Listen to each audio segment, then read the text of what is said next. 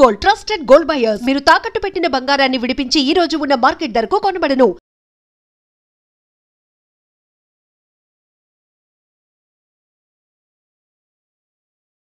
So basically కొంతమందిని వాళ్ళ presence చూస్తేనే మనకి నవ్వు వచ్చేస్తూ ఉంటుంది. కొంతమంది డైలాగ్స్ చెప్పి వాళ్ళ పర్ఫార్మెన్స్తో డైలాగ్ డెలివరీతో నవ్విస్తూ ఉంటారు. రకరకాల మనుషులను చూస్తాం కామెడీ ఆర్టిస్టుల్లో. బట్ ఈయన ఆల్ ఇన్ వన్ అనమాట. ఆయన డైరెక్ట్ ఆయన మొహం చూసినా మనకు నవ్వు వస్తుంది, ఆయన డైలాగ్ చెప్పినా నవ్వు వస్తుంది, ఆయన ఎక్స్ప్రెషన్స్ చూసినా నవ్వు వస్తుంది. ఆయనే అంటే మన ఆర్గానిక్గా ఇంట గెలిచి రచ్చ గెలవాలంటారు కదా, అలా యూట్యూబ్లో మొదలైన ఆయన ప్రయాణం ఈరోజు సిల్వర్ స్క్రీన్ వరకు వెళ్ళిందనమాట. ఆయనే సదన్నా కామెడీ అని మనం యూట్యూబ్లో ఛానల్ చూస్తాం కదా, అలియాస్ ఆర్ఎస్ నందా గారు. మాట్లాడదాం అన్న. నమస్తే. క్షణార్థన్న అందరికి క్షణార్థి, మా సంతూర్ కనార్థి. అందరు మంచుకున్నారా? మీరు ఎప్పుడు మంచుకుండాలి. ఏదో ముచ్చట ఏమన్నా అడుగుదాం అనుకుంటారా? Okay okay. అంటే చాలా గ్రౌండ్ లెవెల్స్ నుంచి వచ్చారు. ఏదో ఫ్లూక్లో వచ్చిన సక్సెస్ కాదు. ఒక గవర్నమెంట్ టీచర్ అయ్యి ఉండి అసలు ప్రయాణం ఎలా మొదలైందనేది మీరు చాలా మందితో పంచుకుని ఉంటారు. బట్ ఫస్ట్ ఆఫ్ ఆల్ నా డౌట్ ఏంటంటే, గవర్నమెంట్ టీచర్ అనగానే మనం మాస్టర్ అని గౌరవంగా చూస్తూ ఉంటారు. బట్ ఇనీషియల్లీ కామెడీ అనగానే ఫస్ట్ ఆఫ్ ఆల్ కొంచెం చులకనగా చూస్తారు, ఓన్ చేసుకుంటారు. బట్ చులకనగా చూస్తారే, మామూలుగా ఏకవచనంతో మాట్లాడే వాళ్ళు ఉంటారు పెద్ద ఆర్టిస్ట్ అయ్యే వరకు. ఈ రెండిట్లకి ఎలా పొంతన ఎలా కుదిరింది అసలు? ఫస్ట్ ఆఫ్ ఆల్ ఒక మాస్టర్ అనే వ్యక్తి, గురువు కింద, ఉపాధ్యాయుడి కింద పెద్దవాళ్ళు కూడా గౌరవం ఇచ్చే మీరు ఒక కామెడీ ఆర్టిస్ట్గా ఎందుకు టర్న్ అయ్యారు అసలు? యాక్చువల్ ఏంటంటే, నేను నా జీవితంలో కొన్ని ఫేస్ చేసిన. నేను చిన్నప్పటికెళ్ళి కూడా అందరూ మాట్లాడితే ఒక రకంగా, నేను మాట్లాడితే అదే మాటలు మాట్లాడితే నవ్వేటోళ్ళు. అదొక విచిత్రం అనిపించింది. అంటే నేను మాట్లాడితే నవ్వు, కానీ అప్పుడు అంత తెలిసేది కాదు. ఆ తర్వాత నేను టీచర్ అయిన తర్వాత కొన్ని ఫేస్ చేసిన. అంటే నాకు నా తల్లి నేర్పినటువంటి భాష ఏదైతే ఉందో దాని నుంచి కొన్ని ఫేస్ చేయడం జరిగింది నెగిటివ్గా. ఇది కాదు డైలెక్ట్ మీద దాన్ని, కాబట్టి నా భాషలో ఉన్నటువంటి మాధుర్యం చెప్పగలగాలని డిసైడ్ అయినా. కాబట్టి ఒక పక్క ఇటు టీచర్గా పనిచేస్తూనే ఈ కామెడీ అనేది గౌరవప్రదంగా ఉండాలి. ఇప్పుడు మామూలుగా ఏంటంటే, కామెడీ ఏదో డబల్ మీనింగ్ కామెడీలు చేస్తే మనం ఏమో నెగిటివ్ షేడ్స్ వస్తాయి కావచ్చు, లేకపోతే మామూలుగా డబల్ మీనింగ్లు మాట్లాడతారు అదే అనుకుంటూ. అది కాదు అని నిరూపించడం కోసం, చేయడం కోసం నా ప్రయత్నం జరిగింది వాస్తవంగా. అందుకోసమనే ఎక్కడ కూడా ఏ వల్గర్ లేకుండా కామెడీని బేస్ చేసుకొని నేను అటు టీచర్గా ప్రయాణం చేస్తూ, ఇటు కామెడీని కూడా ఆ భాషకు ఒక గౌరవము, ఆ కామెడీకి ఒక గౌరవం తీసుకురావాలన్నటువంటి ఉద్దేశం కొద్దీ కుటుంబ సమేతంగా చూడాలనేటువంటి ఆలోచనతో ఇప్పటి వరకు చేసే ప్రతి షార్ట్ ఫిల్మ్ కూడా ఎక్కడ వల్గర్ కంటెంట్ లేకుండా వాళ్ళ నిజ జీవితంలో జరిగే సన్నివేశాలను బేస్ చేసుకొని హాస్యంతో కూడినటువంటి సందేశాత్మకమైనటువంటి లఘు చిత్రాలు ఇప్పటివరకు నేను తీయడం జరిగింది. అట్లా రెండింటిని బ్యాలెన్స్ చేసుకుంటూ వచ్చిన నేను. సో మీకున్న బలమే ఫస్ట్ ఆఫ్ ఆల్ ఏంటంటే, మీ గురించి ఎవరు మాట్లాడినా క్లీన్ కామెడీ ఉంటుందని. బికాజ్ ఏంటంటే, ఎక్కడ సెన్సిబుల్ ఇష్యూస్ని మీరు ఎక్కడ టచ్ చేసినా కూడా అది సెన్సిబుల్ ఇష్యూ కిందే ఉంటుంది. అలాంటప్పుడు క్యాస్ట్ మీద కానీ, రిలీజియన్ మీద కానీ, జెండర్ మీద కానీ ఎక్కడ మీరు. ఇంకొకటి ఏంటంటే, ఈ రోజుల్లో కామెడీ అనగానే మనకు పెద్ద పెద్ద షోస్ ఉన్నాయి. వాళ్ళు ఇప్పుడు లీడింగ్ ఆర్టిస్టులు పెద్ద పెద్ద సినిమాల్లో చేస్తున్నారు. వాళ్ళందరి రీతి ఎలా ఉంటుందంటే, పక్కవాడిని ఒకరిని తీసుకుని వాడి మీద కౌంటర్లు వేసి వాడిని ఇన్సల్ట్ చేస్తూ, ఈవెన్ బాడీ షేమింగ్ ఇవన్నీ ఉంటాయి. మీది అది ఎక్కడ ఉండదు, ఉన్నా తెలియదు. ఒకవేళ ఉన్నా కూడా మీరు చేసినా కూడా ఎక్కడ అనిపించదు. అంటే మీరు ఒక ఉపాధ్యాయుడిగా రావడం వల్ల ఆ సంస్కారం ఏమన్నా అక్కడ నుంచి నేర్చుకుని వచ్చారా, అలా పెట్టుకుని వచ్చారా? అంతేంటంటే, చిన్నప్పటి నుంచి నాది ఎట్లుంటుందంటే, ఒక మనిషికి మంచి అయిపోయిన పర్లేదు కానీ చెడు అయ్యద్దు అనేది నా ఆలోచన. ఇప్పుడు మిమ్మల్ని నేను తిట్టడం వల్ల, మిమ్మల్ని నేను కించపరచడం వల్ల నేను ఆనందానికి గురవడం అనేది అది కరెక్ట్ కాదనిపిస్తుంది నాకు. అదే మీరు నన్ను ఇబ్బంది పెట్టడం వల్ల మీరు సంతోషపడతారంటే నేను ఏమి ఎప్పుడు బాధపడను. అందుకే ఎదుటి వ్యక్తిని ఎప్పుడు ఇబ్బంది పెట్టద్దు అనేది నా ఆలోచన. కాబట్టి ఎక్కడ కూడా ఇంకోళ్ళు వినుండేది, కథలో అంతర్భాగమై మాత్రమే సాగుతుంది నాది. కావాలని ఎప్పుడు కూడా నేను వాళ్ళ వినసెటరీలు అవి ఉండేది. ఆ కథలో అంతర్భాగంగా జరిగేటువంటి ఒక మాటలు మాత్రమే ఉంటాయి తప్ప వేరే రకంగా ఎప్పుడు అట్లా వెళ్ళలేదండి. ఎందుకో అట్లాంటి ఆలోచన కూడా నాకు రాలేదు ఇప్పటివరకు. ఇట్లా బేసికలీ మీ టీచింగ్ స్టైల్ ఎలా ఉంటుందని తెలుసుకోవాలనిపిస్తుంది. అంటే పిల్లలు ఎంత ఎంజాయ్ చేస్తారో ఒకసారి మేము కూడా ఒక క్లాస్కి అటెండ్ అయ్యి చూడాలని ఉందన్నమాట. ఎలా చేస్తారు అసలు మీ టీచింగ్ స్టైల్? నిజంగా మనం అంటే టీచింగ్ చేయడం చాలా సులభం అని అనుకుంటారు, కానీ ఒక ఉపాధ్యాయుడు తరగతి గదిలోకి వెళ్ళినప్పుడు చాలా పెద్ద టాస్క్ అది. అంటే వివిధ రకాల మనస్తత్వాలు ఉన్నటువంటి పిల్లలు ఉంటారు ఆడ. వాళ్ళందరినీ కూడా కమాండింగ్ చేయాలంటే ఉపాధ్యాయుడు చాలా కాన్ఫిడెంట్గా ఉండాలి, వాళ్ళ మనస్తత్వాలను అర్థం చేసుకోవాలి, ఆ పిల్లవాళ్ళలో పిల్లవాడిగా మారిపోవాలి. కాబట్టి అదొక పెద్ద టాస్క్. ఇంకోటి ఏంటంటే వాళ్ళకి ఇంట్రెస్టింగ్ ఉన్నది. సైకాలజికల్ ప్రకారం పిల్లవాళ్ళు ఎక్కువసేపు ఉండలేరు, వాళ్ళు నిలకడ ఉండలేరు వాళ్ళ మనస్తత్వాలు. వాళ్ళను మన కంట్రోల్లోకి తీసుకోవాలంటే మనం చాలా ఇంట్రెస్టింగ్గా చెప్పాలి వాళ్ళకు. కాబట్టి వాళ్ళకు అనుగుణమైనటువంటి బోధన చేయగలగాలి. నేను అట్లనే చేస్తా. అందుకోసమని ఒక్కొక్కరిను ఫస్ట్ మోటివేట్, మనం క్లాస్లోకి వంగని ఏదో పాఠం చెప్పడం కాకుండా వాళ్ళ వివరాలు, వాళ్ళు ఏం చేసారు ఏందో కొన్ని అడుకుంటా మన పాఠంలోకి తీసుకొస్తాం. అట్లా ఇప్పటి వరకు నా బోధన అట్లనే కొనసాగుతుందండి. అంటే నేను పాట పాడినా పద్యం పాడినా కూడా వాళ్ళకు ఒక ఇంట్రెస్ట్ ఉండాలి, వాళ్ళు వినసొంపుగా ఉండాలి. మామూలుగా లొల్లి పెట్టే పిల్లలు, అల్లరి చేసే పిల్లలు కూడా ఒకసారి సైలెంట్ అయిపోవాలి. నేను కథ చెప్పేటప్పుడు కూడా కొన్ని అట్లనే ఉంటాయి. ఇప్పుడు ఎగ్జాంపుల్ ఏదైనా ఒక గుడ్డేలుగు ఉంటుంది, అంటే మనం ఎలుగుబంటి అంటాం. ఆ గుడ్డేలు కథ చెప్పేటప్పుడు కూడా మామూలుగా ఏదో గుడ్డేలుగు, అదే ఊర్లో గుడ్డేలుగు ఉన్నది, అది దాన్ని చూస్తే అందరు భయపడతారు, అది ఇట్లా కామన్ కదా. అది కాదు, అట్లా చెప్పడం కాదు. నేను ఇప్పుడు ఒక మంచి కథ చెప్తాను మీకు. ఆ కథ ఏంటో మీకు తెలుసా? ఎప్పుడన్నా విన్నారా మీరు? విన్నారో వినలేదో కానీ ఇప్పుడు చెప్పేది మాత్రం భయంగా ఉంటుంది. అనగానే ఏం భయమో ఏందో అని ఒకటి వాళ్ళకి ఏమైతే ఇట్లా స్టార్ట్ అవుతారు, సైలెంట్ అవుతా ఉంటారు మెల్ల. అనగానే ఒక కూర్రా, ఆ ఊరు వెనక పెద్ద అడవి ఉన్నది. ఆ అడవిలో అన్ని జంతువులు ఉన్నాయి. అందులో ఒక ముసలి గుడ్డేలుగు ఉన్నది, అది బాగా డేంజర్ అని అందరికి ఇట్లా సైలెంట్ అవుతారు అన్నట్టు.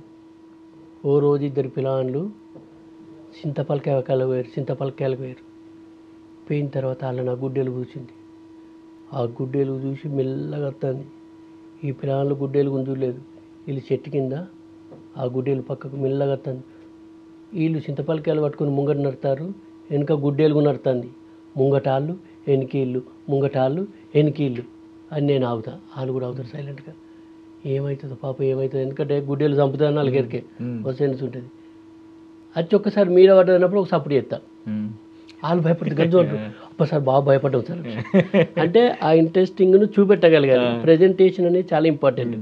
ఒక కథను కథలాగా కాకుండా అభినయంతో చెప్తే పిల్లలు ఆసక్తిగా వింటారు. ఇంకోటి ఏంటంటే అది అనుభవపూర్వకంగా ఉండి మళ్ళీ ఎక్కడైనా చెప్పేటప్పుడు వాడు మళ్ళీ ఇమిటేట్ చేసే అవకాశం ఉంటుంది. అంటే కథ నేను కూడా ఇట్లనే చెప్పాలనుకుంటున్నాను. కాబట్టి చదువు చెప్పేటప్పుడు పిల్లల మనస్తత్వాలకు, పిల్లల స్థాయికి అనుగుణంగా ఒక ఉపాధ్యాయుడు పోయి చెప్పవలసి ఉంటుంది. అందుకే బోధన చేయడం అనేది పెద్ద టాస్క్ ఉపాధ్యాయునికి. నేను అట్లనే చెప్తాను. ఇప్పుడు మామూలుగా పద్యం చెప్పినా కూడా ఇప్పుడు తల్లిదండ్రులు ఉన్నారు, తల్లిదండ్రుల పట్ల ఒక వాల్యూస్ ఉంటాయి ఇక్కడ, మానవ విలువలు. అంటే తల్లిదండ్రుల పట్ల మనం ఎట్లా గౌరవంగా ఉండాలి, భక్తి భావంతో ఉండాలనే విషయం చెప్తాం మనం. అట్లాంటప్పుడు పద్యం చెప్పేటప్పుడు కూడా తల్లిదండ్రుల మీద దయలేని పుత్రుడు పుట్టనేమి వాడు గిట్టనేమి, పుట్టలోన చెదలు పుట్టదా గిట్టదా, విశ్వదాభిరామ వినురవేమా, విశ్వదాభిరామ వినురవేమా. ఇట్లా చెప్పేటప్పుడు వాళ్ళకి ఏంటంటే ఒక ఆసక్తి పెరుగుతుంది, నేను కూడా సార్లాగా వాడాలని అనుకుంటారు. కాబట్టి ప్రతిదీ టాస్కేనండి.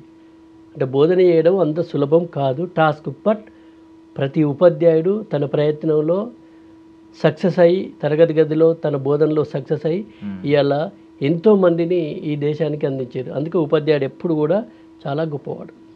అంటే బేసికల్లీ నేను తెలుగు భాష పరిజ్ఞానం మీరు చదువుకున్న చదువు నేర్పుతుంది. ఇప్పుడు కళాకారుల కుటుంబం నుంచి ఏమన్నా వచ్చారా మీరు? ఇవన్నీ కళలో ఎలా వచ్చాయి? లేదండి, అసలు మా ఇంట్లో కళాకారులు ఎవరు లేరు. మా చిన్నప్పుడు మా ఊర్లో చిరుతల రామాయణం వేసేటోళ్ళు, వాళ్ళు ప్రాక్టీస్ చేస్తుంటే కూడా పోయి చూసేటోళ్ళం. కానీ అప్పుడు మనకు వేషాలు వేసే, అది ఒక వేషం వేయాలంటే కొంత పైసలు కట్టాలి ఆ వేషానికి, ఎందుకంటే కావాల్సినటువంటి ఖర్చు ఉంటుంది కాబట్టి మనకు ఆ స్థాయిలో అవి లేవు. కానీ చూసి ఆనందపడటం, అప్పుడు వేషం వేసే అంత లేదు. అట్లా ఇవన్నిటిని అబ్జర్వ్ చేస్తూ మా ఊళ్ళో ఉన్నటువంటి ఒక వెండి తెర 16mm ఉండే, ఆ 16mmలో సినిమా చూస్తూ ఏదో ఒకరోజు నేను దీని మీద కనిపించాలని ఒక చిన్న బీజం నా మనసులో చిన్నప్పుడు పడ్డది. ఆ బీజానికి అనుగుణంగా కాలాన్ని దాటుతూ పరిశ్రమిస్తూ ఇవాళ మీ ముందు ఇక్కడ కూర్చున్నాను. నేను థియేటర్ బ్యాక్గ్రౌండ్ నుంచి ఏమైనా చేసి వచ్చారా? ఏది లేదు, ఏ ట్రైనింగ్ లేదు, దేనికి నాకు శిక్షణ లేదు. పరిశీలనే నా గురువు, అంతే. వా, అద్భుతం అసలు, అద్భుతంగా ఉంది అసలు. రోజు పిల్లలు అంటే ఏదో రోజు అమ్మ పాఠాలు వినాలి అనే కాకుండా ఒక థియేటర్ ప్లే జరుగుతూ ఉంటుంది కదా, అలా అనుభవిస్తూ ఉంటారు రకరకాల భావోద్వేగాలు. అవునవును, అక్కడ ఆ సందర్భాన్ని బట్టి టీచర్ ఆటోమేటిక్గా మారుతారు. ఇప్పుడు క్వశ్చన్లు అడిగేటప్పుడు కూడా రకరకాల సమాధానాలు వస్తాయి. ఒక ఉపాధ్యాయుడు పాఠానికి అనుగుణమైనటువంటి ప్రశ్నలు ఉంటాయి, జీవిత అనుభవంలో ఉన్నటువంటి ప్రశ్నలు ఉంటాయి, అక్కడ ఉన్నటువంటి పరిస్థితులకు అనుగుణంగా ఉద్భవించేటువంటి ప్రశ్నలు ఉంటాయి. ఈ ప్రశ్నలన్నింటిలో కొన్ని హాస్యాస్పదంగా ఉంటాయి, కొన్ని బాధాకరంగా ఉంటాయి. రకరకాల జవాబులు చెప్పాల్సి ఉంటుంది ఉపాధ్యాయుడు, అంటే ఆ సందర్భానుసారంగా. కాబట్టి పిల్లల యొక్క ప్రశ్నలకు రకరకాల సమాధానాలు మనం చెప్పాల్సి వస్తుంది. సో బికాజ్ ఇంట్రెస్ట్ క్రియేట్ చేసి చెప్తున్నారు కాబట్టి మీలో తెలియకుండా ఒక స్క్రీన్ ప్లే రైటర్ ఉన్నాడు. ఐ మీన్ ఒకటి ఉంటుంది కదా, ఎప్పుడన్నా లోపల ఒక క్రియేటర్ ఉన్నప్పుడు దాన్ని బయట పెట్టుకోవాలి, 10 మంది దాన్ని అప్రిషియేట్ చేయాలని ఉంటుంది. ఆల్రెడీ యూట్యూబ్లో అది గెలుచుకుంటూ వచ్చారు. ఏంటి ఇంకేమన్నా ఉందా సిల్వర్ స్క్రీన్ మీద కూడా ఎప్పుడన్నా మిమ్మల్ని ఒక మేకర్గా కావచ్చు, ఒక రైటర్గా కావచ్చు, ఇలాగేమన్నా చూడొచ్చా? ఉంది, కానీ ఇప్పటికైతే ప్రస్తుతానికి ఆలోచన. ఎందుకంటే ఇప్పుడు నన్ను నమ్మి పెట్టుబడి పెట్టాలంటే ఫస్ట్ నా మీద నమ్మకం కుదరాలి. నమ్మకం కుదరాలంటే నేను ఎవరో తెలియాలంటే ఇంకా కష్టపడాలి. నేను తప్పకుండా ఆ రోజు వస్తే నా నుండి ఒక మంచి కథ అయితే చూస్తారు మీరు, తప్పకుండా. సో కొంచెం బ్యాక్ వెళ్ళిపోదాం, లాంగ్ బ్యాక్ వెళ్ళిపోతే మీ యూట్యూబ్ ఛానల్ ఫస్ట్ టైం ఆ ఛానల్ క్రియేట్ చేసి ఫస్ట్ వీడియో అప్లోడ్ చేసి ఉంటారు. ఏంటి అదంతా అప్పుడు ఎమోషన్స్ ఏంటి, దాని రియాక్షన్స్ ఏమొచ్చినాయి ఫస్ట్ వీడియో అప్పుడు? యాక్చువల్లీ మనం అనుకున్నట్టు యూట్యూబ్ లేని టైముల్లో నేను వీడియోలు చేయడం జరిగింది. ఓకే, 2007లో 2007లో నేను ఈ CD రూపంలో చేయడం జరిగింది షార్ట్ ఫిలిమ్స్. ఓకే, అప్పటికి అసలు ఎవరు లేరు, ఈ యూట్యూబ్ ఇవంతా ఏం లేదు, పెద్ద ఫేమ్ ఏం లేదు. కానీ అప్పుడే స్టార్ట్ చేసి CDల ద్వారా రిలీజ్ చేసిన నేను ఫస్ట్ 2012లో ఇది యూట్యూబ్ అనేది అప్పుడు అప్లోడ్ చేయడం జరిగింది యూట్యూబ్లో. అప్పటి వరకు నేను CD రూపంలో చేసిన. అట్లా ఏందండి, ఇప్పుడు ఏదైనా ఒక పని చేసినప్పుడు ఆ పనిలో ఒక 10 మందికి నా పని వల్ల సంతోషం కలిగినప్పుడు అంతకంటే గొప్ప తృప్తి ఏముంటుంది, గొప్ప సంతోషం ఏముంటుంది. కాబట్టి అందుకే నా ట్యాగు 10 మంది సంతోషపడితే నేను సంతోషపడేటువంటి వ్యక్తిని. నా ట్యాగ్ అందుకే జనానందమే సదానందం అని పెట్టుకున్నా. కాబట్టి చాలా హ్యాపీ అనిపించింది.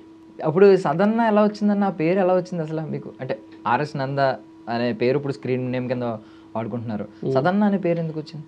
యాక్చువల్లీ మా అమ్మ నాన్న పెట్టిన పేరు సదయ్య. అంటే మా ఇంటి పేరు రాదండి సదయ్య అని పెట్టారు. ఆ తర్వాత అందరు మామూలుగా ఏంటంటే నేను యూట్యూబ్ ఛానల్ పెట్టినప్పుడు సదన్న కామెడీ అని పెట్టుకున్నాను నేను. అటుగా అందరూ రాదండి సదయ్య అని కాకుండా సదన్న అని పిలుస్తారు. అది ఊర్లలో అట్లా మంచిగా మామూలుగా అట్లానే సదన్న అని అట్లా పిలిచి నేను కూడా సదన్న కామెడీ అని పెట్టుకున్నా యూట్యూబ్ ఛానల్ పేరు. కానీ తర్వాత ఏంటంటే మాకు ఓదెల పక్కన మల్లికార్జున స్వామి ఉంటాడు. చిన్నప్పటికి ఏంటంటే శివుని మీద ఉన్నటువంటి ఆ మమకారం భక్తితోని నేను సదానందుడు శివుడు అని మా ఇంటి పేరు రాదండి సదానంద RS నంద అంటే సదానందం RS నంద అని పెట్టేసుకున్నా నేనే. ఓకే, అందుకే ఇప్పుడు నా స్క్రీన్ నేమ్ RS నంద అని. బికాజ్ అంటే ఒకప్పుడు మీలో ఉన్న ఆ క్రియేటివ్ లోపల ఉంటాడు కదా ఒకడు, ఆ పురుగు ఏంటంటే చెయ్యాలి అనిపించి డబ్బులు పెట్టి మరి మీ డబ్బులో పాపం ఎవరో ఒకరిని పట్టుకుని సంథింగ్ CDల రూపంలో రిలీజ్ చేసేవారు. యూట్యూబ్ వచ్చిన తర్వాత మీకు ఏమనిపించింది అంటే నాకు ఒక ప్లాట్ఫామ్ దొరికింది, నేను డబ్బులు లేకపోయినా 0 బడ్జెట్తో అయినా నాలో ఉన్నదే నేను 10 మందికి చూపించగలను టాలెంట్ని అని అనిపించిందా? లేదండి, అప్పటికే ఆల్రెడీ నేను ఫేమ్ 30-40 షార్ట్ ఫిల్మ్లు చేసి ఉన్నాను అప్పటికే. దాదాపు యూట్యూబ్ వచ్చేసరికి అప్పటికే అన్ని షార్ట్ ఫిల్మ్స్ ఆల్రెడీ. CDలు ఎలా అప్పుడు సేల్ అయ్యేవని అంటే అదేనండి, ఇప్పుడు CDలు చేసిన తర్వాత షాపులకు ఇచ్చేటోళ్ళం జాతరలలో. ఓకే, అక్కడి నుంచి వెళ్ళి వేరే కంట్రీస్ కూడా వెళ్ళినాయి. ఓకే, అట్లా. కానీ మనకు అంత ఇన్కమ్ సోర్స్ ఉండపోతుండే వాస్తవంగా. దానివల్లనే చాలా లాస్ అయినా నేను అప్పుడు. కానీ నా CDల వల్ల చాలామంది నవ్వుతారు, అది సంతోషం అనిపించేది అట్లా. సో యూట్యూబ్కి వచ్చిన తర్వాత మీకు ఐ మీన్ ఇప్పుడు లక్షల సబ్స్క్రైబర్లు ఉన్నారు, కోట్ల వ్యూస్ చూసారు మీరు. ఏంటి ఓవరాల్ ఈ షార్ట్ ఎక్స్పీరియన్స్ ఏమనిపించింది? షార్ట్ కాదు యాక్చువల్లీ లాంగ్ ఎక్స్పీరియన్సే. మీరు ముందు నుంచి మొదలయ్యారు. ఇంకా ఐ మీన్ ఒక పేషెన్స్ లెవెల్స్ మీకు చాలా ఉన్నాయి. ఇప్పుడు పాండమిక్ తర్వాత with in short time success అయిన వాళ్ళు చాలా మంది ఉన్నారు. వాళ్ళతో పోలిస్తే మీ పేషెన్స్ లెవెల్స్ చాలా ఎక్కువ. ఏంటి మీ జర్నీని ఎలా చెప్పగలరు, మీ యూట్యూబ్ జర్నీని మొత్తం? యూట్యూబ్ అంటే కదా నేను 2012లో నా షార్ట్ ఫిల్మ్స్ అప్పటికి వచ్చినటువంటి షార్ట్ ఫిల్మ్స్ అన్నీ అప్లోడింగ్ కావడం జరిగింది. అవి చూసి చాలామంది చాలా అప్రిషియేషన్స్, ఎందుకంటే అప్పటి వరకు సీడీల రూపంలో వెళ్ళింది. తర్వాత యూట్యూబ్కి వచ్చేసరికి ఏమైందంటే చేతిలోకి సెల్ వచ్చింది, ప్రపంచం అంతా అరచేతిలోకి వచ్చిన తర్వాత ప్రతి మనిషికి ఎక్కువ కనెక్ట్ అయినాం మనం. సో ఈ హోల్ యూట్యూబ్ జర్నీలో మీరు రకరకాల భావోద్వేగాల్ని, రకరకాల ఎక్స్పీరియన్సెస్ని ఫేస్ చేసి ఉంటారు. లైక్ అంటే ఒకసారి ఇన్స్టెంట్ వైరల్, అంటే అప్లోడ్ చేసిన వెంటనే ఆ వైరల్ అయిపోవడం, వితిన్ 2-3 డేస్లో తెగ కాల్స్, తెగ కమెంట్స్, తెగ మెసేజ్లు ఇవన్నీ చూసుంటారు. అట్ ద సేమ్ టైం ఎప్పుడో పురాతన వీడియో ఇప్పటికీ కూడా ట్రెండింగ్లో ఉండడం, నిన్న చూసి ఇంకొకటి కాల్ చేయడం, ఇలాంటివి కూడా చూసుంటారు. ఈ రెండింటి ఉద్దేశం ఏంటంటే ఇన్స్టెంట్ వైరల్ని మీరు ఎంత ఎంజాయ్ చేస్తారో, ఇలా లాంగిటివిటీ ఉంటుంది కదా, కొంచెం లాంగ్ రన్ ఉంటుంది. ఇప్పుడు 10 సంవత్సరాల క్రితం వీడియో ఇప్పుడు కూడా వైరల్ అవుతూ ఉంటుంది. ఈ రెండింటిని ఎలా ఎంజాయ్ చేస్తూ ఉంటారు? ఏదైనా మనం ఏ పని చేసినా, చేసిన పని గతందైనా, ప్రస్తుతం చేస్తున్న పని అయినా, భవిష్యత్తులో చేస్తున్న పని అయినా మన ప్రేక్షకులను మెప్పించడమే. కాబట్టి ఆ ప్రతిస్పందన అనేది, ఆ స్పందన అనేది అప్పటిదైనా ఇప్పటిదైనా ఇప్పుడు భవిష్యత్తులో వచ్చేదైనా కూడా నేను ఒకేలాగా తీసుకుంటా. ఎందుకంటే ఒక పని అయిపోయిన తర్వాత వాట్ నెక్స్ట్ అని ఆలోచిస్తాను నేను. అది దాని ద్వారా వాళ్ళు ఇచ్చేటువంటి ఆ సంతోషం ద్వారా, వాళ్ళ మాటల ద్వారా ఇంకా బాధ్యతాయుతంగా పనిచేయాలి, ఇంకా వీళ్ళని ఎంటర్టైన్ చేయాలి అన్నటువంటి ఒక ఆలోచన మాత్రం కల్పిస్తూ ఉంటారు వాళ్ళు. అట్లనే ఆ బాధ్యతతోనే పనిచేస్తాను. And for more videos, Please subscribe to iDream. Please subscribe to iDream. Please subscribe iDream. And please subscribe to iDream. For more videos, subscribe to iDream. please like, share and subscribe to the channel. Congratulations, iDream. Subscribe to iDream. Subscribe to iDream. So subscribe to iDream Media. iDream ki iDream team andarki huge congratulations. Please subscribe iDream Media. Please subscribe to iDream. Subscribe iDream. Please subscribe to iDream. iDream అంటే నా కళల ఛానల్ను subscribe చేసుకున్నారు, నోరు తిరుగుతలేదు, మీరైతే గంట గుర్తు కొట్టండి. For more such videos, please subscribe to iDream. Subscribe to iDream. Please subscribe to iDream. Please subscribe iDream Media. Please do subscribe to iDream. Please subscribe to iDream Media. For best entertainment and information, please subscribe iDream. And don't forget to subscribe to iDream.